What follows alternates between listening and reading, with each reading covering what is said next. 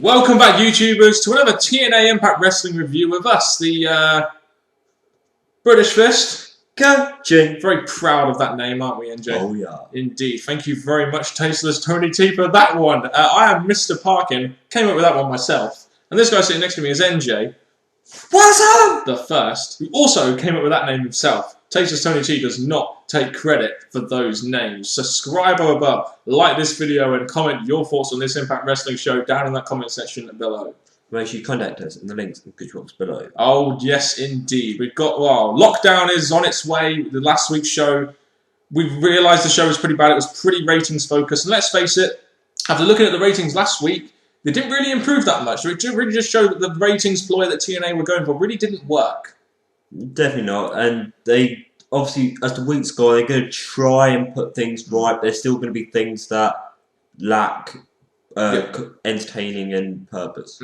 At least we got some focus on the pay-per-view this week, though, which is the main thing I was after. Because last week really didn't do too much for lockdown and really did kind of bury the main event a little, Storm versus Rude. So I was looking forward to that. When I read the spoilers, I was kind of looking forward to this show just because it at least gave us some direction to lockdown. And we started off with opening segment with Bobby Roode surrounded by policemen, no doubt a load of OVW guys in the police costumes, I'm guessing. But it was a smart opening segment. I mean, you know, you've had the whole thing with Dixie and Sting, and you're taking that into account in the sense that he's got security around him. It's a typical heel, babyface, you ain't getting to me opening segment, really, isn't it? Well, the way Rude acted in this, he was being very clever because he knew that he's done a lot to get to where he is. He's made himself this really strong heel. So having the security surrounding him, really protecting him, showing that, yes, he's done a lot of bad, but he's also got a clever mind thinking towards what's going to come next. Oh, indeed, Rude has a very clever mind.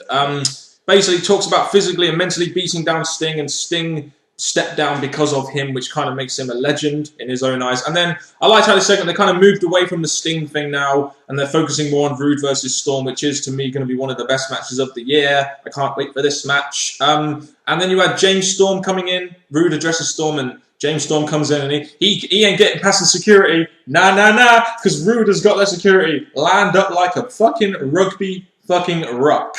Very good. And not just that, as well as he was trying to get round the security, out comes Bully Ray! Yeah, indeed. Bully Ray attacks James Storm from behind, and it sets up a basically it sets up a 2-on-1 match between Bully Ray and Rude and James Storm. And I must admit, I really enjoyed this opening segment. You've got some real good heat there between Rude and Storm, and they did that very well. And you set up a main event, which we thought, and then, you know, we found out later in the night that would be added to. Because after the last pay-per-view, their concentration is on Storm and Rude now. So the more segments they have, the more build they have between now and then, really get us towards it more than we already do, is really needed. And this opener has already teased it, gave us it. And also, we've seen how good Storm is in handicap matches. Why not give him another one against two of the best? Oh, well, we ain't getting no handicap matches. We found out later on in the night, after the opener, which I thought was actually a really good. We had Madison Rayne versus Velvet Sky. Well, Madison Rayne and Gail Kim made up pretty quickly, didn't he? Apparently, all it takes is a crown to get Madison Rayne's friendship. Maybe we should buy a crown and go over to America and... Actually, no, fuck Madison Rayne. She sucks. Velvet Sky was sporting a rather short skirt in this match, wasn't she? I wonder if she uses that to get over with the crowd, and it's pretty easy. A lot of horny males in the crowd. The outfits that Madison Rayne and Gail Kim were wearing, thumbs up to the opening. Just it got them. The weird thing is they were friends, so they were fighting each other as friends. But they led on to this match, and the match, typical. Like I said during the review, I've not really found a knockout match that's really done it for me recently, and this one just didn't give me anything, because I don't really expect it from Madison Rayne. No, neither do we expect too much from Velvet Sky. I mean, I'll say this for what it was. I mean, it was just, it was, what, a 3-minute knockouts match. I mean, I don't really expect these two to ever really put on a good match, in my opinion. And it seems like this match, they're pretty much setting up Velvet Sky going after Gail Kim. I'm not really a big fan of Velvet Sky. She is over with the crowd like fuck. But do I think she's a viable contender to Gail Kim? Not really. If I had to say something good about what's going to come eventually, is that Velvet Sky's been there a while. She's been built up as a big name in TNA. Yeah. Gail Kim's came in as this strong heel, as we can see now. So why not go against Velvet Sky? And Velvet Sky to put over Gail Kim being a long knockout in TNA. Yeah, I mean, why not do it? It's kind of like another knockout for Gail Kim to beat, I guess, unless they're going to give that title to Velvet Sky, which would be horrendous at this point. But I must admit, the match wasn't very good, but I did like the aftermatch interview where she got on the mic basically saying she wants to go after Gail Kim's title. I thought that was a nice touch to the match, because the match wasn't very good, and the whole aftermath really did well to set up something down the line, and I did like that. I think they should do more after-match interviews, if I'm honest. That's the thing. When the good matches happen or when matches happen, the next step is what comes next. And Velvet Sky showing the direction where she's going to go towards the pay-per-view, towards the championship. It was very nicely done for the knockouts. And to all you Ring of Honor fans out there, it's not always about the wrestling. You got not a great match, but the segment was made a lot better by what happened after the match, in my opinion. So we'll move on from that segment. We thought we were going to get a Crimson Morgan segment until none other than Austin Aries interrupts Chrissy Hemme, saying that, well, everyone else has been coming out here asking for something. I want to come out for something now, and there ain't no competition left, and I have a problem with Bully Ray, basically. Yeah, that is what we got, but before we got that, we did get this footage of... oh, fucking hell, yeah. I didn't really want to talk about that, which is why I moved on. It's pretty sad, because the thing is, yes, you get the appearance of Hogan, who's obviously the guy that Sting was wanting to bring back as the new GM, but the thing is, yes, it's the important thing. It just went on too long, and it just didn't really flow on well with the rest of the show, but it was, in TNA's eyes, needed to hype up what's coming up later in the show. I mean, when Hulk Hogan's getting TV time, he's going to get a lot of it. So, it set up something for later on in the night, but really, was it really needed? I am not really sure, but there we go. We'll move on to the Austin Aries segment, where basically he calls out Bully Ray, and he's added to that main event tag match. And, in this segment, you really do get the feeling that TNA are really trying to push this guy madly as a babyface now. The only problem I have with this is that, yes, I love Austin Aries on mic. Yes, he didn't bring much entertainment to him on mic, but he's been really serious about what he wants to happen next. It's just that 1 minute he's against Ions and you have all that going on. Oh, Ions a heel. Yeah, you had him and Aries going on with the little feud. And he was getting babyface pops. It's just that they've moved on from that quite quickly. Ions one appeared, but now going past that, just so I noticed, this was pretty good. He weren't funny or anything. He was serious. In fact, he wants to get his revenge on Bully Ray. So it definitely added something to their match later on, and so to the Aries push that he probably can be getting. And it seems like they're going to go down the Bully Ray Aries route. And to be honest with you, if they're going to push, if TNA are deadly serious on getting Austin Aries as a babyface, which it seems like they are, then the best guy to have him go against is probably the best heel in the business right now, and that is Bully Ray, if you want to try and get this guy over as a baby. Even though I like him better as a heel, and I'll admit that now, the fans have been cheering him, and it's kind of got to the point now, like with Morgan and Crimson, where they kind of have to stop fighting the grain, and they're going to try. They're at least going to try and do it seriously, which is why I'm behind this sort of. With me, we saw it coming. We saw the face turn coming. I wasn't really for it because I got to like Austin Aries as the heel. So this switch may change how I see him as a likable wrestler in TNA, but his skills will still be great. And this, I think it's going to be good, but going against Bully Ray, it's like almost a step down for Bully Ray, because one minute he's in the title picture going for the main title, now he's had to step down for the X Division champion. I just think... A step down for Austin Aries? No, for Bully Ray, stepping down from the main title picture down to Aries to put him over, and I don't know, it just feels a bit of a shame for Bully Ray. The way I see it is that you've had let's face it, Bully Ray has been in the main event now for a couple of months, and he definitely deserves that spot. But he's been in there now a while, and I do see why they're trying to use Bully Ray to get a guy like Austin Aries over, the guy who they feel they have a lot to, the guy who they feel has a lot to give to the company. So I can understand why they're doing it, and I'm not against it. I'll just put it that way. We'll just have to see how it works out. But at the minute, I just saw Bully Ray going for the title. I know we've got a heel champ at the minute, but I was going to look forward to. But with this Austin Aries feud, I'm pretty sure it's going to be great, but it's going to be more for Aries than Bully Ray. Definitely. It's probably the way it should be, really. Matt Morgan versus Crimson, they had a match. Not really sure why TNA got these two in a match straight away. I know it ended in a double count-out and they were brawling, and that was good, but I'm not sure why they put them in a match straight away. They could have had maybe a promo segment or just a non-match kind of brawl. I just think putting these two in the ring straight away was a bit weird.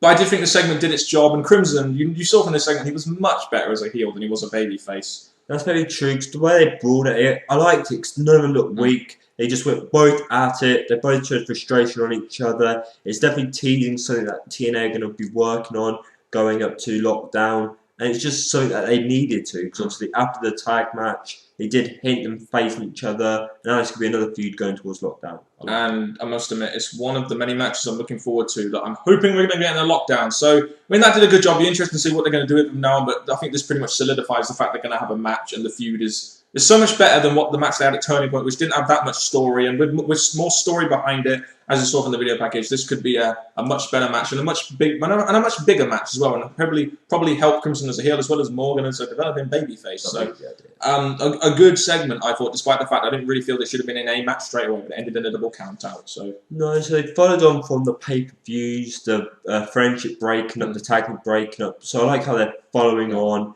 teasing stuff. They're going to probably continue in the next few weeks leading up to lockdown. So I think this is something to look out for. And it should be one of their main draws of the pay-per-view as well. So let's hope they hype that well. We got in our main event, we got Mr. Anderson versus Jeff Hardy in a match where if Jeff Hardy won, he would get Angle at lockdown, as said by Kurt Angle himself, because he's now turning into this goof character all of a sudden. Strange, isn't it? But there we go. And this match, when he made it, I was trying to think what the logic in this, because you put two, in a way, baby faces together. And as much as I love to see Anderson in a match, you've got to try and think, who do you really want to win here? Yes, Anderson's not really going for him at the moment. He did have, but they just threw it out the window. But Jeff Hardy's got this feud with Angle, but I don't know, it's just kind of a random match thrown in there just so they could both have a match against each other and what fans want to see. I do see where you're coming from. It was kind of random. I thought it would be better if you had Jeff Hardy go against a heel, but it seems like they're trying to use Mr. Anderson as kind of like a tweener character. I'm not really sure, but the match went about 4.5 minutes. You basically had Angle interrupting to allow Anderson to get the victory. So I just wonder two things here. AJ Styles, that AJ Styles feud hasn't had much TV time lately. I wonder what they're going to do with that now. It seems like they've just forgotten about it. They haven't been on TV for 2 weeks. And another thing, is this really going to do much for Anderson? I just wonder if they're going to follow this up with Anderson, or what are they going to do with Angle and Hardy now? Because I heard that Kurt Angle has got an injury, and I'm just wondering what they're going to do with this feud, because it is essentially going to be one of the bigger matches on the pay-per-view, and I just wonder what they're going to do with it, because it is one match I did really want to see after the Victory Road match. Well, the way I see it is that I think they're going to still go down Jeff Hardy versus Angle, but they're going to try and swerve it in a way so it works, they still get their big payoff match. Anderson, I think they've just thrown it out the window. They bring him back in a way that we have ideas that could have happened, but just like AJ, those ideas are gone. And I think Anderson's just going to go back to the way he was before with nothing really going for him. So you could be right there, which would be unfortunate for a guy like Anderson, who got a good reaction, even though he has only just returned. But yeah, I just wonder what they're going to do with the Angle-Hardy match now. I mean, they've left it into a position where they could say it's off with Angle's injury because of the segment, but it'd be interesting to see where they go with it, especially with the recent news of Kurt Angle getting injured. Yeah, after that, we had a James Storm music video, which we didn't really care about, and the wedding segment with Eric Young and ODB, and we find out the news. You're going to love this, guys. They're going to get married on the go-home show in a steel cage. I don't agree with this one bit. Save it for after lockdown. Don't have it on the go-home show. No, the 2 points I want to make is, again, there may be some fans that say, oh, I like Eric Young, he's entertainment and all that.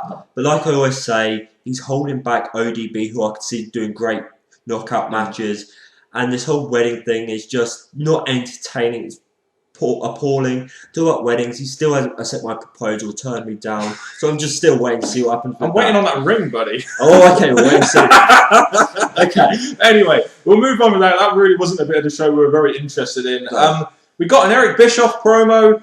Basically, Eric Bischoff came out and he was talking about himself. And was it me, or did it seem like this was shoot? Like this was actually what Bischoff thought of himself, not even a guy in character. I don't know about you. That's what I thought when I watched this. Bischoff talking about he has a checklist, and the one thing he can't check off that checklist is getting rid of his snot-nosed son, Garrett Bischoff. Well, it did feel, even though I don't really like the feud and that, it did feel somewhat real, that he was actually not needing a script or anything to read, he was just speaking as it was.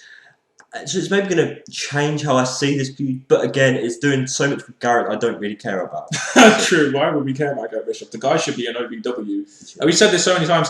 He basically proposes the sort of final challenge for Garrett Bischoff, Gunner versus Garrett Bischoff in a steel cage match, and Garrett, of course, in the way that TNA probably should have done it, he accepts, saying he's not going to back down. So Like I said, the feud isn't interesting, but I can't blame TNA on execution.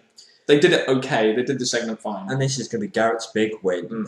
Probably. At least it's better than having a tag match with Hulk Hogan and Ric Flair in there. That's all I can say. I preferred Hogan wrestling then as the GM.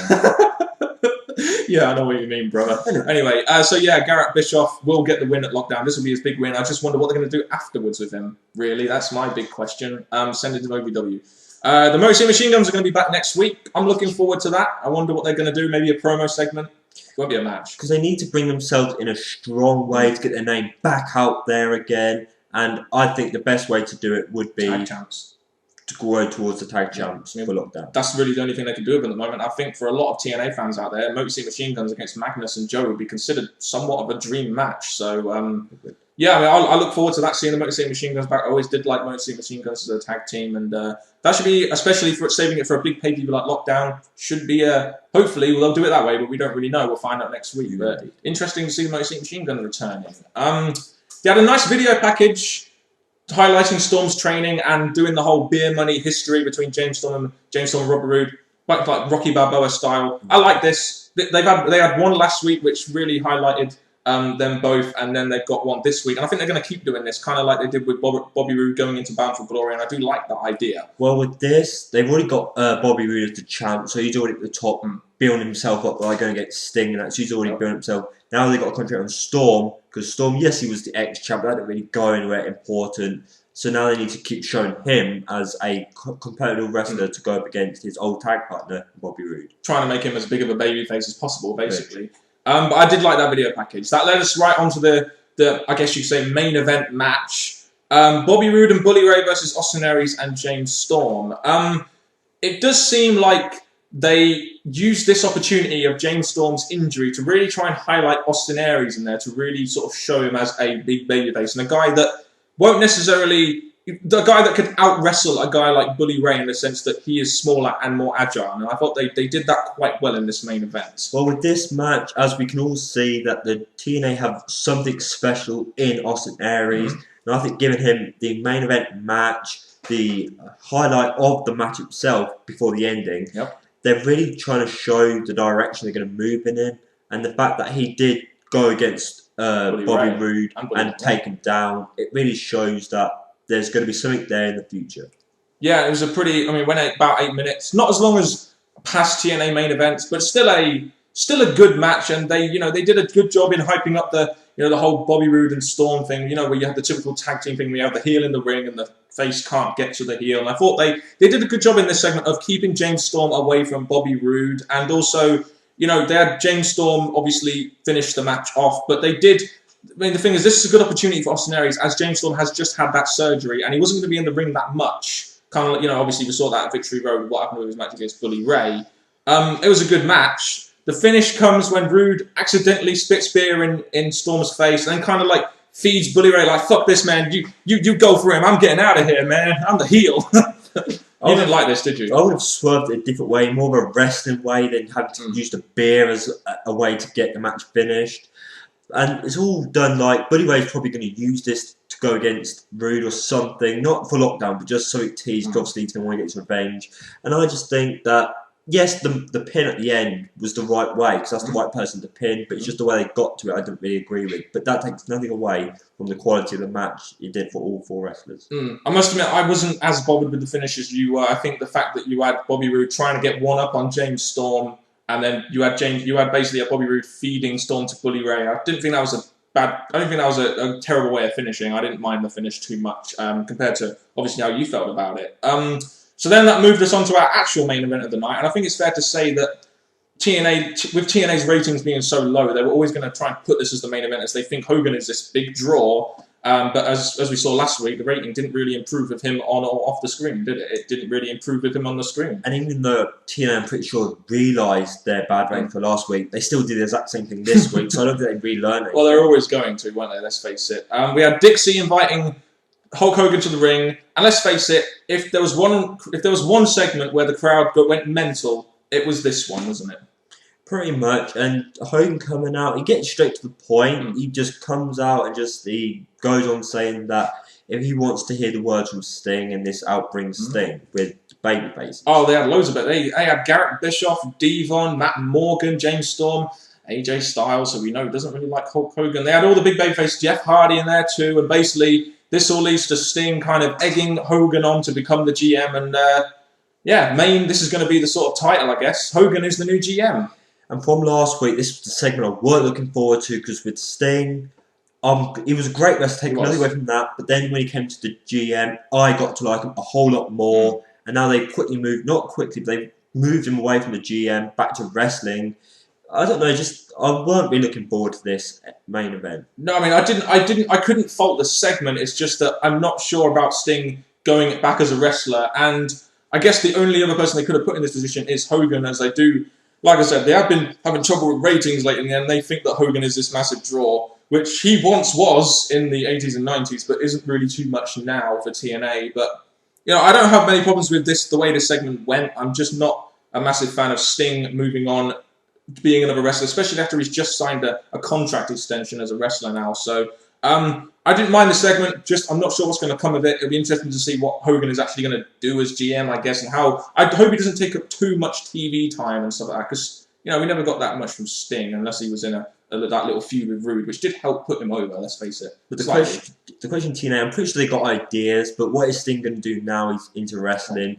They're going to try and find a feud, and probably people could doubt he'll make it to Lockdown, but Sting, being as big as he is, Lockdown being a big pay-per-view, it could happen somehow, but we'll try to see what they do. I'm really not sure what they could do with him, but I hope they save him for after Lockdown. I just don't want to see Sting wrestle again. And the guy, obviously, last time we saw him was at Bound for Glory, and he was quite obviously finished it then, so I don't know why they got him back as a wrestler rather than a GM, but there we go. That's TNA logic for you, always trying to get some ratings. But anyway, big question is then, what's your overall thought on this show, NJ? Well, like I said during the show, the first half had more in my build-up to the rest of the show. It had more, in my opinion, things going for it. The after thing, yes, I like the Anderson and Jeff and then the main event, but there was just things in the second half that were just pointless and didn't give us entertainment. So overall, it was a good show, but had things that I just thought really weren't needed. Yeah, after last week's show, TNA did need to pick up their game, and even though they didn't have that much wrestling on the show, and a lot of people will say too many backstage segments, I thought this show did a good job of at least trying to set something up for Lockdown, because we do need stuff other than the main event done. We got Matt Morgan and Crimson, we got a possible tag title feud, which we think will happen. We've got, the Bully Ray and Austin Aries feud. Oh God, what? Gunner and Garrett. Yeah, so we got a lot of stuff set up, even Velvet Sky and Madison Rain. And Gail Kim. So we've got some direction now to Lockdown, which this show really did need to provide, in my opinion. So in that sense, it was a good show, in my opinion. It's kind of like a sort of B-, because it wasn't the most entertaining show, but it still gave us a lot of direction to the pay-per-view, if not certain, but still gave us some. So it gets a B- from me. That's what I was thinking, B- because it gave us what we need, like you said, but there's just things in it that really minus it from getting anything higher than a B-. Yep, so that's really everything now. I know we've gone on for 24 minutes, but you can still put your thoughts, if you've got this far, down in that comment section below, of course. And that little argument we had about Austin Aries really took up time, didn't it? We had a lot to say about that. It did. We have different views, but obviously all I can say is I'm looking forward to seeing his push towards the main events. And of course, now WrestleMania is finished, Wednesdays will be there for topical videos such as what we discussed there. Oh, yes. Might make our reviews a little bit shorter, but there we go. So just post your thoughts down in the comment section below. And you know what's bigger than a Hogan main event? Do you know what draws more ratings than a Hogan main event? It's NJ ending the review. Well, people, thank you very much for watching another review with Mr. Parkin and me, NJ. Please leave your thoughts in the comments below, the good, the bad, and the ugly. Until next time, people, goodbye.